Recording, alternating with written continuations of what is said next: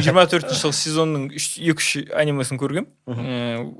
Ішінде андай қарады, бәріне ортақ бір жанр бар екен. Жанр деймін, сюжет деп айтайықшы.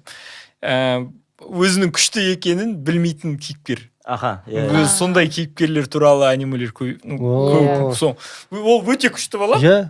Бірақ бір орманның ішінде дайындалады, шартты түрде.